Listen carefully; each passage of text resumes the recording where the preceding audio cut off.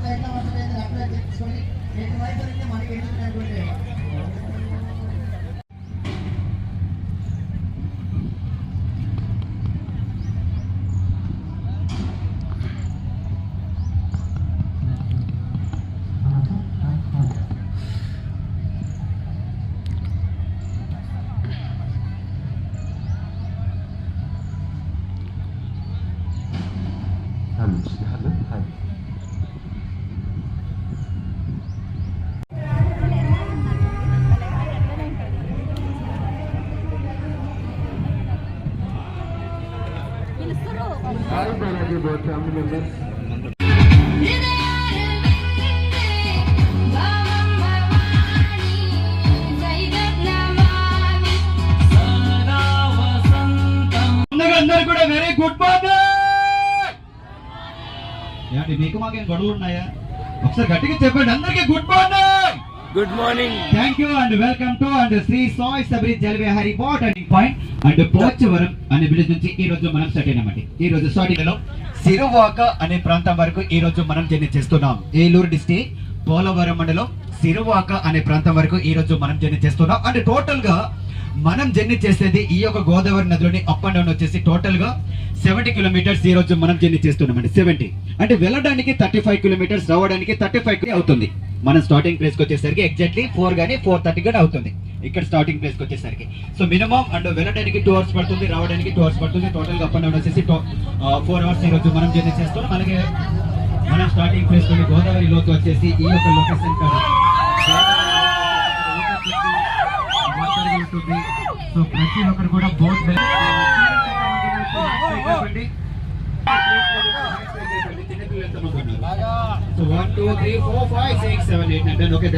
Okay చిన్న పిల్లల్ని ప్రతి ఒక్క పేరెంట్స్ అందరూ కూడా కేర్ఫుల్ గా చూసుకోవాలి ప్లీజ్. ఎందుకంటే మనం స్టార్టింగ్ ప్లేస్ లోని గోదావరి లోకి వచ్చేసి ఛానల్ 100 అడుగులు ఉంటుంది కాబట్టి కూర్చోండి. సో రైట్ లో డౌన్ అవుతే లెఫ్ట్ రిసీవ్ చేసుకోండి, లెఫ్ట్ లో డౌన్ అయితే రైట్ బోత్ సైడ్స్ రెండు పక్కలు కూడా సమానంగా కూర్చోండి. బోర్డుకి లెఫ్ట్ లో గానీ రైట్ లో గానీ ర్యాలింగ్ సైడ్ మాత్రాన అటు ఇటు ఎవరు కూడా తిరగడానికి ట్రై చేయవద్దు ప్లీజ్ అండ్ రిక్వెస్ట్. ఇలా ఎందుకు ఏం చేస్తున్నానంటే మన బోట్ లో ఓపెన్ గేట్స్ ఉంటాయి, ఆటోమేటిక్ గా ఓపెన్ అయిపోతుంటాయండి. సో ఓపెన్ గేట్స్ ఎక్కడంటే ఎవరికి తిరిగే సిచ్యువేషన్ లో ఉన్నారు. ఆ పాప వచ్చేసి ఇక్కడ కూర్చుందండి, కొంచెం ఒక 5 నిమిషాలు అయితే అలా జారిపోయేది. అందుకే ప్రతి ఒక్క పేరెంట్స్ అందరూ కూడా చిన్న పిల్లల్ని కేర్ఫుల్ గా చూసుకోండి ప్లీజ్ అండ్ రిక్వెస్ట్. అండ్ అలాగే ఇక్కడ అందరూ కూడా కొంచెం ఒక కన్నేసి ఉంచండి, ఓకేనా? పిల్లలందరూ కూడా ఓకేనా? ఓకే. సో అలాగే ఈ రోజు మన ఒక శ్రీ సాయి వాటికల్ని పిలుస్తుంటారు కదా, యాక్చువల్ గా నేమ్ వచ్చేసి పాపిడి కొండలండి. పాపిడి కొండలు ఎందుకంటారంటే మేడమ్స్ కి మధ్యలో పాపిడి ఉంటుంది కదా, ఆ పాపిడి వల్లే వచ్చే దారి వల్లనే మనం పాపిడి కొండలు అనుకుంటున్నాం. ఇప్పుడు ఎవరు తీస్తున్నారు మొత్తం కూడా పంకజాములు స్ట్రైట్ కి ఇలాగే ఎవరు తీస్తున్నారు? ఇక్కడ మేడం గారు మాత్రం బాలు థ్యాంక్స్. ఓకే. సో అక్కడి నుంచి కూడా మనకి పాపిడి కొండలు స్టార్ట్ అవుతాయి. పాపి రిటర్న్ జర్నీ కొనసాగిస్తాం. సో రిటర్న్ లో మనం చూసిన ప్లేస్ లో చూసుకుంటూ వస్తున్నాం కాబట్టి రిటర్న్ లో మీకు అందరికీ ఎటువంటి బోర్ ఫీలింగ్ కలగకుండా రిటర్న్ లో ఒక ఫ్యామిలీ ఎంటర్టైన్మెంట్ స్టార్ట్ అవుతుందండి రిటర్న్ లో. ఎందుకంటే చూసిన ప్లేస్ చూడాలంటే అందరికీ కొంచెం బోర్ ఫీలింగ్ ఉంటుంది కదా, అలా కాకుండా మేము కూడా ఒక 3 నెంబర్స్ వచ్చాం. సో రిటర్న్ లో ఫుల్ ఎంటర్టైన్మెంట్ ఉంటుంది. సో ముందుగా అందరు కూడా హ్యాపీగా ఎంజాయ్ చేస్తారు కదా, ఓకే? అందరు హ్యాపీగా. సో ముందుగా నేను చేస్తున్నాను, ఎవరైతే డల్లుగుంటారో డల్లుగున్న వారికి తీసుకొచ్చి అండ్ పైన ఫొటోస్ దిగవచ్చు. ఎక్కడంటే అక్కడ దిగవచ్చు, ఒక గోదావరిలో తప్పించి అచ్చం 5 స్టార్ తిన్నట్లుగా ఉంటుంది గోదావరిలో దిగినట్టు. ఓకే. సో రిటర్న్ లో మీకు అందరు కూడా ఎటువంటి బోర్ ఫీలింగ్ కలగకుండా మనకి ఎంటర్టైన్మెంట్ కూడా స్టార్ట్ అవుతుంది. అలాగే మన బోట్ లోని ఈ రోజు కపుల్స్ ఎంత మంది వచ్చారు ఒకసారి హ్యాండ్స్ పైకి లేపండి ప్లీజ్. కపుల్స్ ఇలా అయితే లేపరు కానీ మన బోట్ లోని నిజమైన భార్య భర్తలు ఎంత మంది ఉన్నారు ఒకసారి చేతులు పైకి లేపండి. మా చేతులు అంటే ఇంకొక మేడం గారికి ఎక్స్పెక్ట్ చేస్తున్నాను, మీరు ఏమన్నా మా చేయి పైకి లేపాలి కదా. ఆఫ్టర్నూన్ మా బోట్ తరపు నుంచి ఒక గిఫ్ట్ ఇస్తున్నామండి. అలాగే మా బ్యాచ్ ఎంత మంది ఉన్నారు? 1 2 3 4 5 మా బ్యాచ్ వెనకాల భయ్యా. Okay okay. సో మనకు కూడా ఫుల్ హ్యాపీగా ఎంటర్టైన్మెంట్ చేద్దాం, మనం కూడా.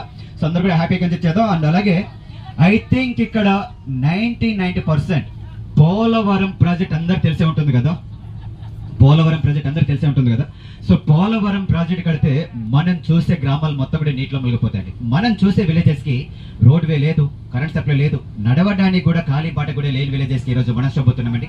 సో టోటల్ గా మునిగిపోయే గ్రామాలు 276 గ్రామాలు. ఆ 276 గ్రామాల్లోనే ఎన్ని కుటుంబాలు మునిగిపోతాయి అంటే 1,56,000 కుటుంబాలండి. ఆల్మోస్ట్ మొత్తం కూడా నీటిలో మునిగిపోతాయి. మనం చూసే విలేజెస్ కి రోడ్ వే లేదు, కరెంట్ సప్లై లేదు, నడవడానికి కూడా ఖాళీ బాట కూడా లేని విలేజెస్ కి ఈ రోజు మనం చూపుతున్నాం. సో దానికి ముందు మన బోటికి స్ట్రైట్ గా చూడండి. బోటికి స్ట్రైట్ గా చూస్తే లెఫ్ట్ లో ఒక విలేజ్ కనిపిస్తుంది. మన బోటికి స్ట్రైట్ గా లెఫ్ట్ సైడ్ ఒక విలేజ్ కనిపిస్తుంది.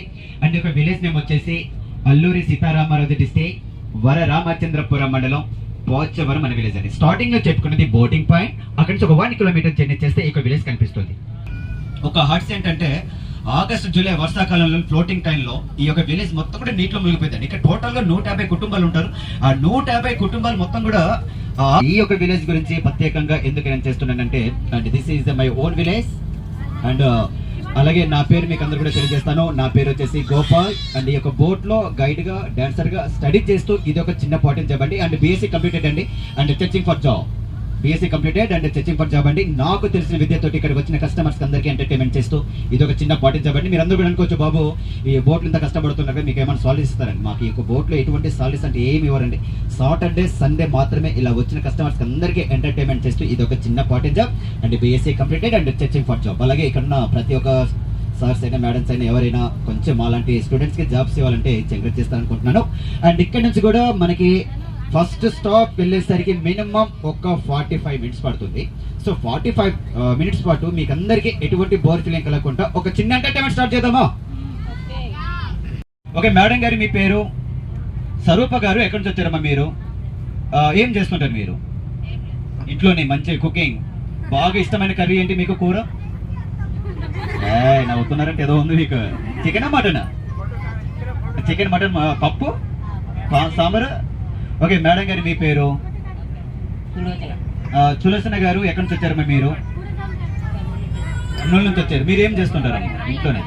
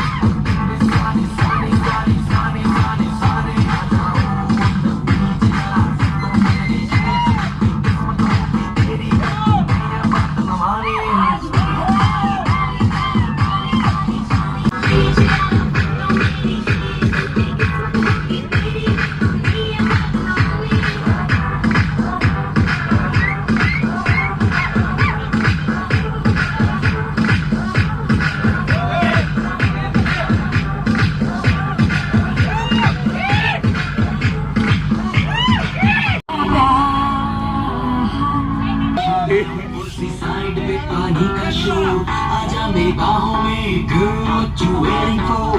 तुझको मैं लेके चलूं फिर प्यारी सी yacht पे हो जाएंगे हम कल मैलिबू पे शॉट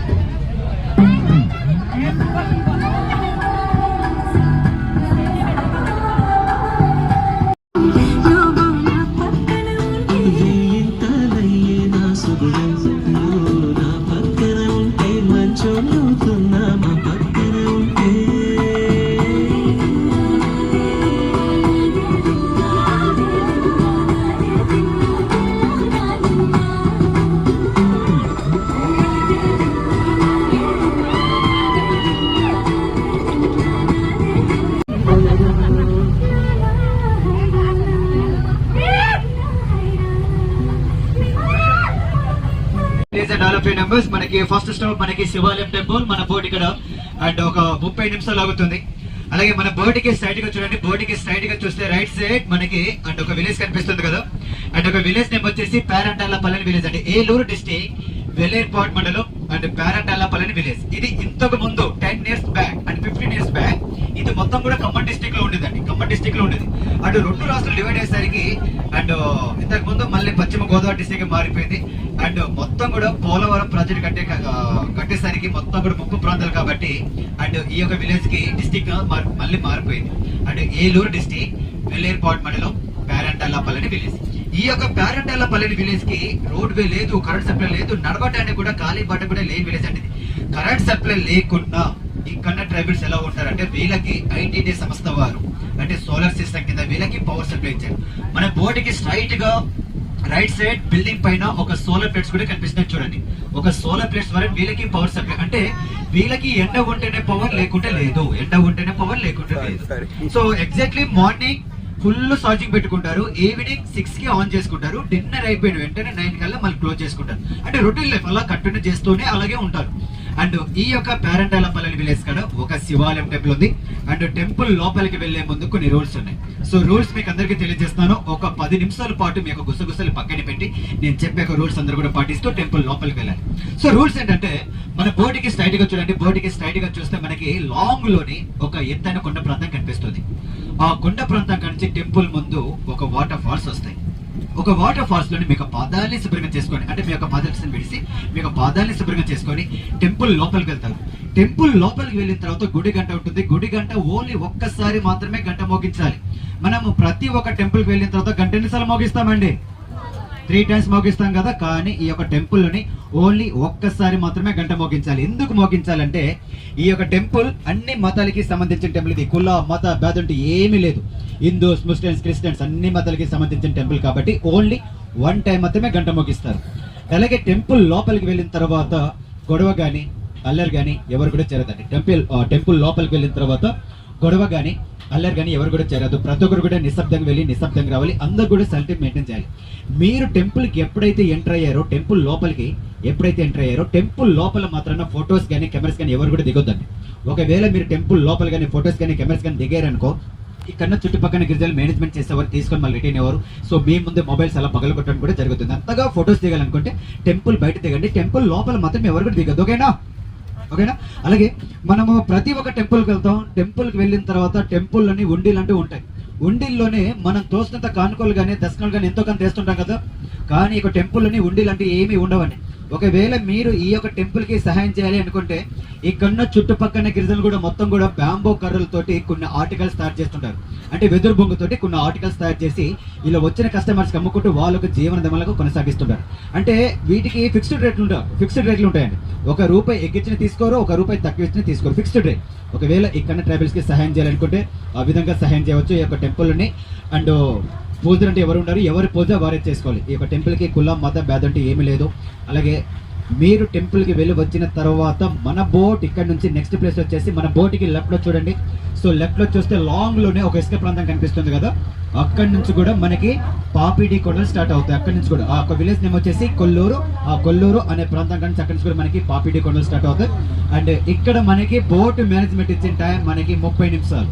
సో మన బోటే కాదు, ఇక్కడ చాలా బోట్లు వచ్చి ఇక్కడ ఆగుతాయి. సో మీకు అందరికీ ఐడి కార్డ్స్ ఇచ్చారు కదా, ఐడి కార్డ్స్ అనేది చాలా ఇంపార్టెంట్. మీరు టెంపుల్కి వెళ్ళి వచ్చిన తర్వాత మన బోట్ ఫ్రంట్ ఇక్కడ మన తండ్రి గారు రిసీవ్ చేసుకుంటారు. తండ్రి తెలుసు మీకు? ఎవరు ఓకే, మా తండ్రి గారు ఇక్కడ ఉంటారండి, డ్రైవర్ గారు ఉంటారు. ఆ డ్రైవర్ గారు అనేది రిసీవ్ చేసుకుంటాం. ఆ ఐడి కార్డ్స్ ఎందుకు రిసీవ్ చేసుకుంటామంటే అందరూ వచ్చారా లేదో తెలుసుకోవడానికి. ఒక్క ఐడి కార్డ్ మిస్ అయినా కూడా ₹500 ఫైన్ ఇస్తారు. ఎవరి దగ్గర అయితే మిస్ అయిందో వాళ్ళకి ₹500 ఫైన్ ఇస్తారండి. చాలా ఇంపార్టెంట్. సో ఐడి కార్డ్స్ అనేది చాలా ఇంపార్టెంట్. మీరు టెంపుల్ కి వెళ్ళి వచ్చిన తర్వాత మన బోట్ ఇక్కడ ఆగుతుంది. సో కన్ఫ్యూజ్ అయ్యి ఆ బోటు ఈ బోటు ఎవరు కూడా ఎక్కొద్దు. బోట్ నేమ్ గుర్తుంది అందరికీ? ఒకసారి బోట్ నేమ్ చెప్పండి ఒకసారి. So Sai Sabari Jalavihari boat and white and 3D express and pure white boat. And ఇలాంటి బోట్ ఇంకొక 2 బోట్స్ వస్తాయి. మన లాంటి బోట్ ఇంకొక 2 బోట్లు వస్తాయండి. సేమ్ కలర్, సేమ్ టాప్, మొత్తం కూడా బరాబరుగా ఇలాగే ఉంటుంది. అక్కడ కూడా ఆ బోట్ లో కూడా నాలాంటి ఒకటి ఉంటాడు, ఒక ఏదో ఆ బోట్ ఈ బోట్ ఎక్కొద్దు. అండ్ మెయిన్ గా గుర్తు పెట్టుకునేది మన బోట్ కి ఇండియన్ ఫ్లాగ్. మన బోట్ కి స్ట్రైట్ గా ఇండియన్ ఫ్లాగ్, అదొక్కటే గుర్తు పెట్టుకోండి. ఓకేనా? సో ఐడి కార్డ్స్ అనేది చాలా ఇంపార్టెంట్. అండ్ ఒక్క నిమిషం ఆగండి, బోట్ వరకు దిగడానికి మనకి ఐరన్ రాడ్ వేస్తారు. అండ్ సేఫ్టీ గురించి ఒక్క నిమిషం ఆగండి. అలాగే ప్రతి ఒక్క పేరెంట్స్ అందరూ కూడా చిన్న పిల్లల్ని కేర్ఫుల్ గా చూసుకోవాలి. ఇలా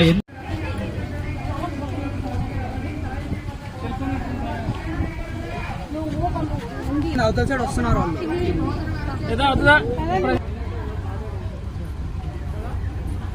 కొనుక్కుంటారంట.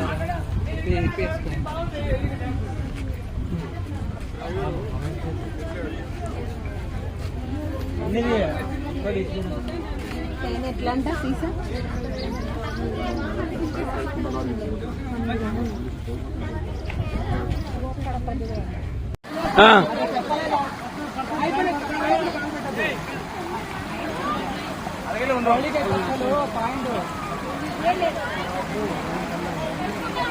అన్న కొంచెం జరగరా ఒక్కసారి.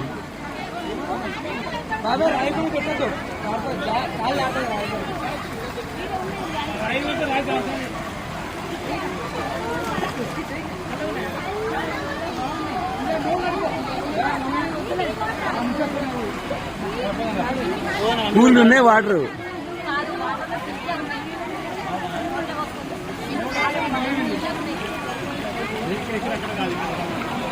కడుక్కుంటాం.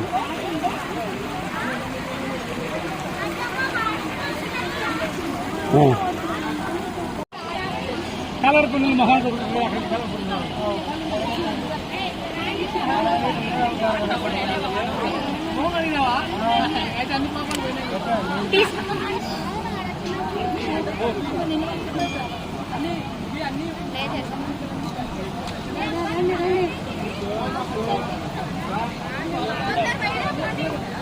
మీరు రారా? అప్పుడే దర్శనం అయిపోయిందా మీది?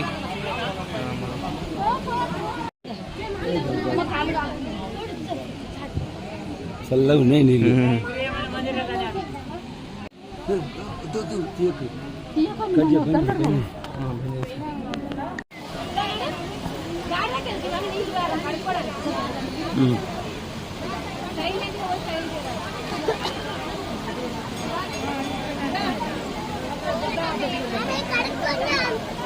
ఉండు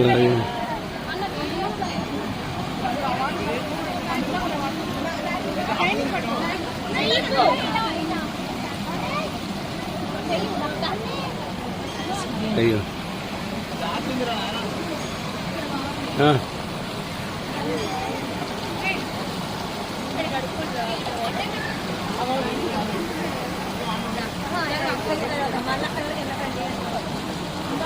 ఆడికెళ్ళి నీళ్ళు ఆడనే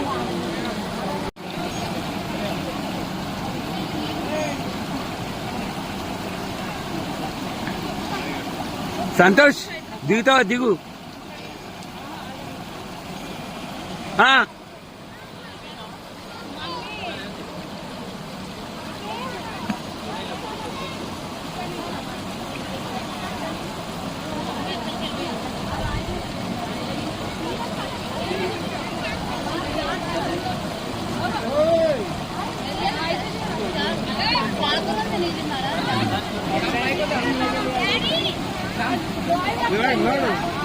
వాటర్ వస్తుంది.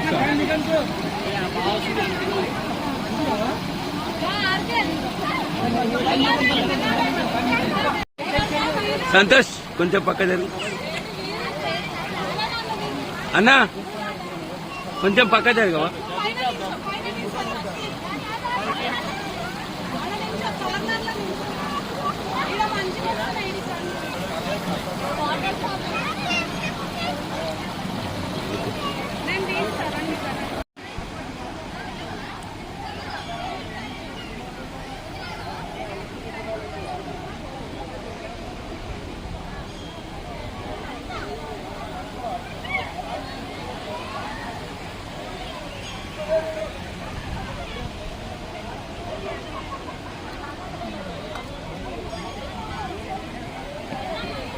పెడుతున్నావు ఊకే.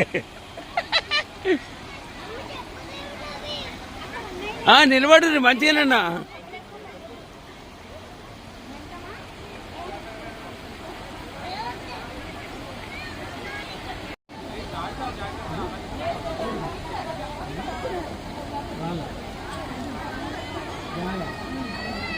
పేరంటపల్లి గ్రామం.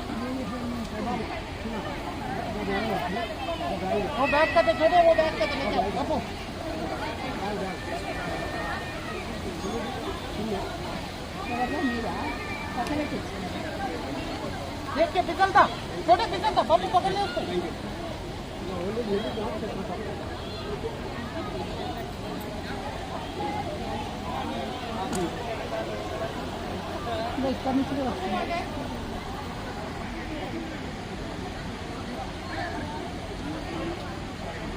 అమ్మాయి చూడమని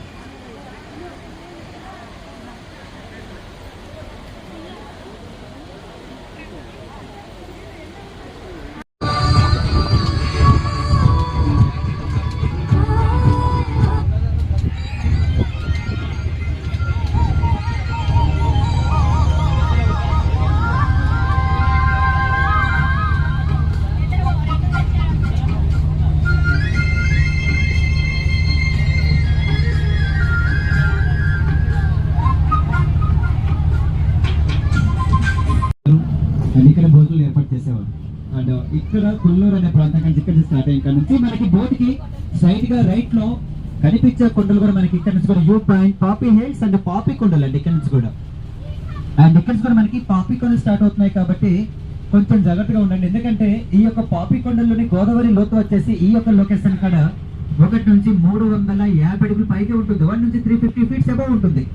సో అతి లోతైన ప్రదేశానికి మనం ఇప్పుడు జర్నీ చేస్తాం కాబట్టి కొంచెం జాగ్రత్తగా be careful. And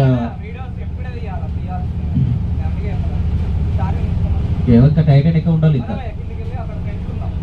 and right కి లెఫ్ట్ లో కనిపించే కొండలు కూడా మనకి పాపీ కొండలు అండి. ఇక్కడ నుంచి కూడా మనకి పాపీ కొండలు స్టార్ట్ అవుతున్నాయి.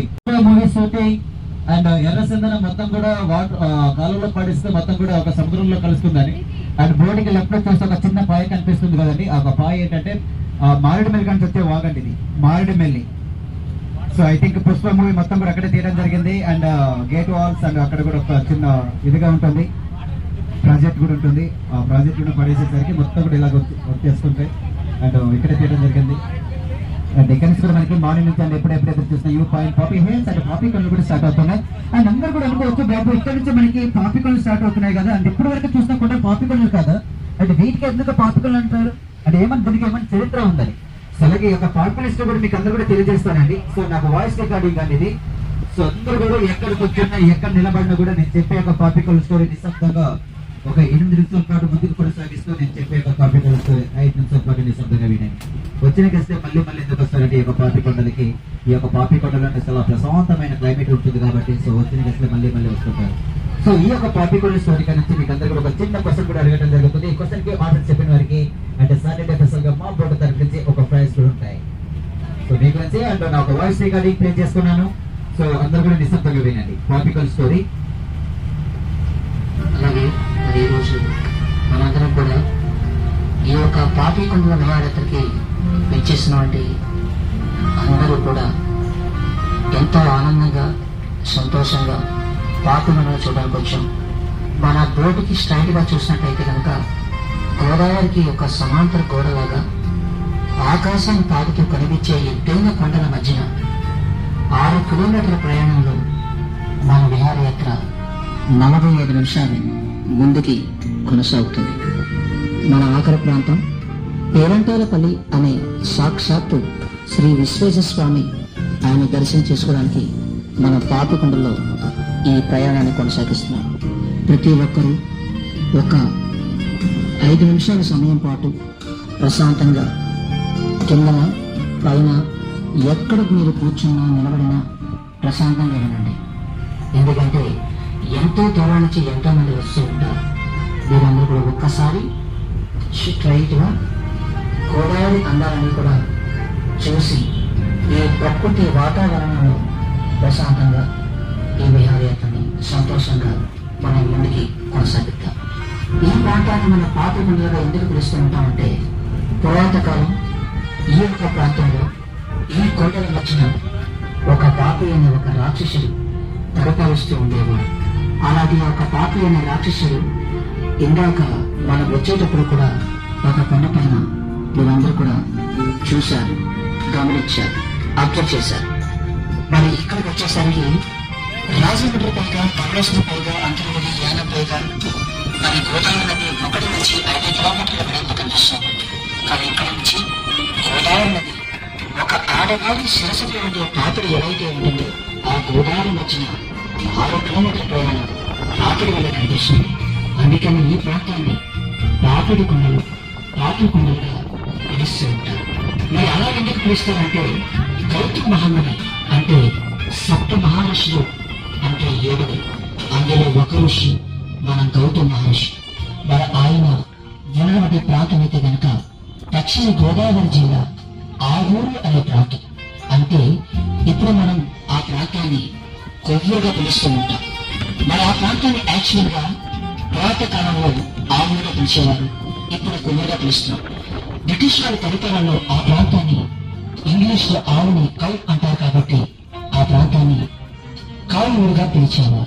మరి ఈ గౌతమ మహర్షి సాక్షాత్తు బ్రహ్మ ఇచ్చినటువంటి ఒక వరాన్ని ప్రసాదించారు.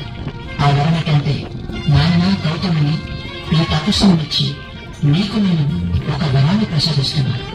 నీవు నేను చెప్పిన ఈ మంత్రాన్ని జపించి గొప్ప దానాన్ని పుట్టించి దాన్ని నీవు పంట మీద జల్లుకుంటూ సాయంత్రం తిరిగి వచ్చే సమయానికి ఆ పంట వరి పంటగా మారుతుంది. మరి మార్నింగ్ టైంలో చల్లుకుంటూ వెళ్ళి సాయంత్రం తిరిగి వచ్చే సమయానికి ఆ పంట వరి పంటగా మారుతుందంటే నీవు నమ్మకాలు లేదో నాకు తెలియదు కానీ నీవు పండించిన పంట సాయంత్రానికల్లా వరి పంటగా మారుతుంది. ఎవరికైనా ఆకలి సమస్య ఉంటే నీవు వాళ్ళ ఆకలి సమస్య తీర్చాలి అనే ఒక ఉద్దేశంతో ఈ వరాన్ని నీకు ప్రసాదిస్తున్నాను. కానీ గౌతమ మహర్షి ఒకరోజు అలాగే ఆయన చెప్పినట్టు ఆ యొక్క ప్రాంతంలోని ఆయన ఆశ్రమంలో ప్రతిరోజు అలాగే పంటను పండించి అక్కడున్న ప్రజలకి ఆకలి సమస్య తీర్చేవారు. ఆయన గురించి తెలుసుకున్న 7 మహర్షులు మనం కూడా గౌతమ మహర్షి ఆశ్రమానికి వెళ్తే మనకి కూడా న్యాయం జరుగుతుంది, మనకి కలుసునే ఉండదు, మనకి తినడానికి తిండి దొరుకుతుందని ఒక చిన్న ఆశతో వాళ్ళందరూ కూడా వాళ్ళ ప్రాంతాన్ని విడిచిపెట్టి ఆయన యొక్క ఆశ్రమానికి వచ్చారు. అప్పుడు ఒకరోజు గౌతమ మహర్షి అనుకోకుండా గోహత్య మహాపాపం చేశారు. గోహత్య మహాపాపం ఎందుకు చేశారంటే ఆయన పండించినటువంటి పంటని ఒకరోజు అనుకోకుండా ఒక మాయా గోడు ఆ పంటని సర్వనాశం చేయడం చూసి, అయ్యో ప్రతి రోజు ఇక్కడున్న ప్రజలకి ఆకలి సమస్య చేస్తున్నట్టు ఈ పంటని సర్వనాశనం చేస్తుంది. ఒక వర్షాకాల సమయంలోనే ఇక్కడ మాకు పంట పడుతుంది, మా అందరికి తిండి దొరుకుతుంది. కానీ మా అందరికి తిండి దొరికే సమయంలో ఇక్కడున్న ఈ గోవు ఇలాగా పంటను సర్వనాశనం చేయడం చూసి పక్కనే ఉన్న ఒక దడగడ్డ తీసుకువెళ్లి ఆ గోవుని ఆ గౌతమ మహర్షి కొట్టడం జరిగింది. చేతిలో ఉన్న గడ్డి పరక కర్రగా మారి అక్కడికక్కడే గోవు మరణించడంతో మిగతా 6 సప్త మహర్షులు, మీరు చేసినది గోహత్య మహాపాపం, ఈ పాపానికి ప్రాయచిత్తమై ఉందా లేదో కూడా మాకు తెలియదు. మేము ఈ ఆశ్రమాన్ని విడిచిపెట్టి మేము తిరిగి వెళ్ళిపోతున్నాం. దయచేసి ఈ ఆశ్రమాన్ని విడిచిపెట్టి మీరు తిరిగి వెళ్ళద్దు. ఈ పాపానికి ప్రాయచిత్తం ఏమైనా ఉందా అని అడిగితే ఒకే ఒక దారి ఉంది. సాక్షాత్తు ఆ పరమేశ్వరుని మీరు తపస్సుతో మెప్పించి పరమేశ్వరుడి శిరసుపై ఉండే గంగమ్మ తలని తీసుకువచ్చి పవిత్రమైన గంగమ్మ తలని పవిత్రమైన ఈ భూతలను తడిపి ఎక్కడైతే మీరు గోవు పాదాలు తడిపారో అక్కడి వరకు గోవు పాదాలు తడిపితే మీ పాపానికి ఒక ప్రాచిత్యం దొరుకుతుంది. అప్పుడు చిలిపిన పువ్వు మళ్లీ బ్రతికే అవకాశం ఉంటుంది. మీ ఆశ్రమంలో మేమందరం కూడా కలిసి ఉండే అవకాశం ఉంటుంది. అప్పుడు ఆయన ఒక్కరే 1445-46 కిలోమీటర్లు, అంటే 455 కిలోమీటర్స్, 65 కిలోమీటర్స్, మాక్సిమం ఒక 1500 కిలోమీటర్లు ఆయన నడకయాత్ర చేసి మహారాష్ట్ర దగ్గర ఉన్న నాసిక్ నుంచి త్రయంబకేశ్వర్ అనే ప్రాంతానికి వెళ్లి పరమేశ్వరుడు కోసం ఆయన అంత తప్ప చేశారు. మీకు ఏమేం కావాలని ఆయన అడిగినప్పుడు, నేను చేసింది గోహత్య మహాపాపం, ఆ పాపానికి మీరు మీ శిరసుకు ఉన్న గంగమ్మ తలని నాకు కొద్దిగా దానం ఇచ్చినట్లయితే కనుక నేను ఆ గంగమ్మ తలని నా వెంట తీసుకువెళ్ళి గోడు పాదాలు తడిపి నా పాపానికి ప్రాచిత్యం కలిగించుకుంటాను. ఈ ఒక్క అవకాశాన్ని ప్రసాదించండి మహా పరమేశ్వర అని అడిగినప్పుడు, సరే నాయన, నేను నీకు గంగమ్మ తలని నీ వెంట పంపిస్తున్నాను.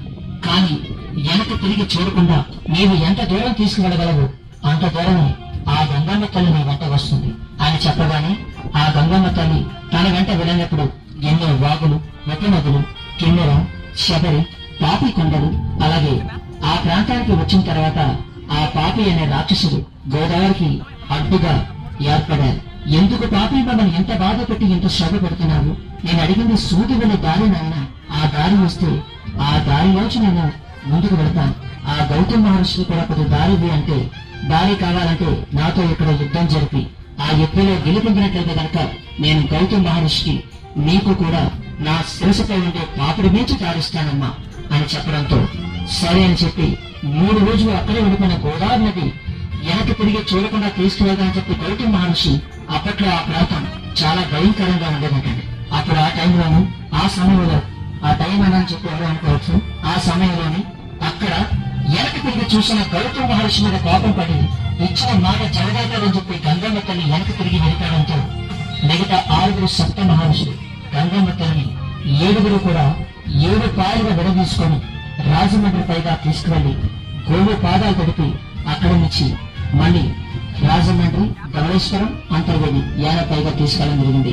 అందుకని ఈ ప్రాంతాన్ని పాపికొండలు, పాపి హిల్స్ మరి అలాగా పిలుస్తూ ఉంటారు. అందుకని ఈ ప్రాంతం చాలా ప్రశాంతంగా ఉంటుంది. ఎటువంటి పొల్యూషన్ ఉన్నటువంటి ప్రాంతం ఈ ఒక పాపి ఉంటుంది. వచ్చిన వాళ్ళు మళ్ళీ ఎందుకు వస్తూ ఉంటారంటే ఈ ప్రకృతి వాతావరణం అందరికీ దొరకదు, అందుకని అందరూ వస్తూ ఉంటారు. చెప్పిన విషయాల్లో ఏదైనా చిన్న పొరపాట్లు ఉంటే కనుక ఎప్పుడప్పుడు మనస్ఫూర్తిగా క్షమించి సంతోషంగా ఆనందంగా ఈ పాపికుని అందరినీ చూడడానికి వచ్చారు. అందరికీ